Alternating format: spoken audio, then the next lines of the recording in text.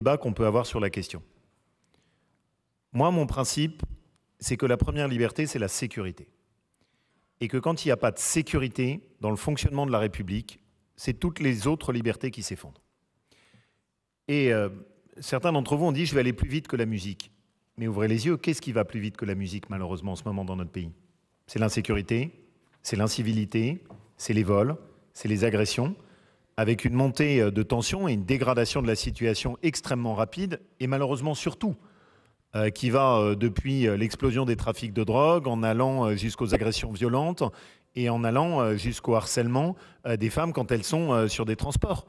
On a une explosion, globalement, et une dégradation de la situation de la sécurité.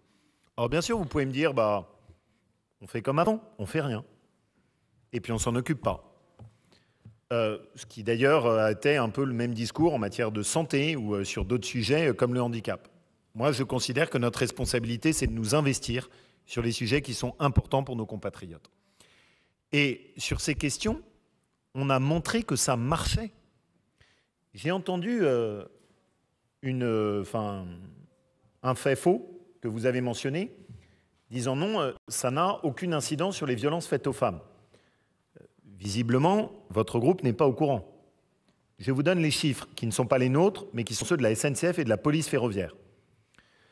Les violences globales, partout en France, dans les trains et dans les gares, violences volontaires, ont augmenté de 6%.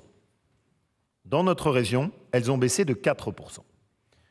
Vous avez parlé avec précision en disant « mais les caméras, ça ne sert à rien sur les violences sexuelles, tous les faits le montrent et tout ce que nous, on pense le montre ». Faux. Ce que vous dites est faux. Et ce n'est pas sain dans nos débats d'asséner des choses qui sont fausses parce que ça ne nous permet pas d'avancer dans un débat démocratique et une discussion. Les violences sexuelles en France, dans les gares, et ce n'est pas moi qui le dis, c'est la police ferroviaire et la SNCF, ont augmenté de 16%. Madame, dans notre région, elles ont baissé de 22%. 22%. Vous vous rendez compte ce que ça veut dire ?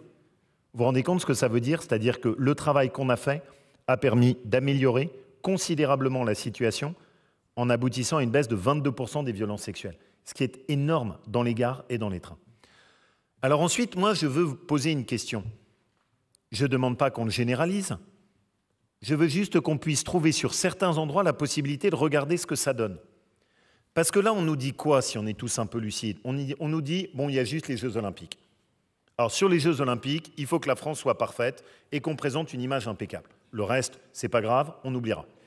Et donc juste au moment des Jeux Olympiques, parce qu'on veut présenter une image qui soit bien ripollinée aux yeux du monde, on s'autorise à utiliser un outil et ensuite on oublie. La seule chose que je demande, c'est que dans le même cadre qui a été défini par la CNIL, on reprend exactement les termes qui sont ceux de l'expérimentation législative, on puisse dire, donnons-nous la possibilité de regarder ce que ça donne, peut-être sur la gare de Pardieu, peut-être aux abords de lycées sur lesquels on a des vraies problématiques de montée de délinquance sur nos adolescents pour mieux les protéger.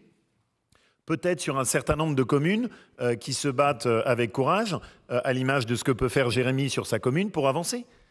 Et que dessus, on puisse apporter une démonstration de l'utilité ou non de ces outils. Et qu'on sorte des postures. C'est-à-dire que si à l'arrivée de l'expérimentation, on se dit « bah non, les résultats ne sont pas à la hauteur, donc ça ne nous intéresse pas », au moins on aura testé et ça nous permettra de le trancher. Là, on est sur des positions a priori. Et pardon de le dire, mais quand j'entends le groupe d'extrême gauche, les Verts, expliquer que pas du tout, vous êtes favorable à la sécurité. Bah non, pardon de le dire, mais je garde encore un souvenir ému du courrier du maire de Lyon, auquel j'avais proposé de l'accompagner pour pouvoir améliorer et renforcer les caméras de vidéoprotection dans la ville de Lyon et qui m'avait répondu que cet argent serait très utile pour financer des chasubles oranges sur les passages piétons et la mise en place de toilettes dans les rues non genrées.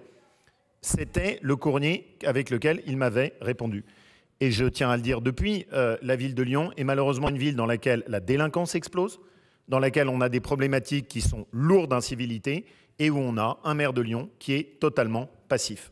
Alors qu'on voit en revanche sur d'autres territoires de la métropole de Lyon, des communes comme celle de Jérémy Bréau, comme celle de Gilles Gascon, qui sont des communes sur lesquelles il y a eu un investissement qui a été fort sur ces questions et où on aboutit à des vrais résultats. Donc moi, en matière de sécurité, la seule chose qui m'importe, c'est protéger nos compatriotes contre les insécurités et les incivilités. Si des outils peuvent être utiles, qu'on peut les déployer dans le respect des libertés de chacun, Je ne vois pas pourquoi est-ce que nous n'essayerions pas d'avoir une expérimentation pour le faire. La sécurité, ce n'est pas que les Jeux Olympiques, ce n'est pas que Paris. Et je vois bien derrière vos discours les postures. La réalité, c'est que comme ça vous gêne, vous dites toujours « oui, oui, bien sûr, on est pour la sécurité, mais on est contre tout ce qui peut permettre d'améliorer la sécurité ». Nous, on est pour la sécurité, tout simple, sans amendement, sans aucune forme, juste assurer la protection de nos compatriotes, parce que c'est notre devoir. Merci.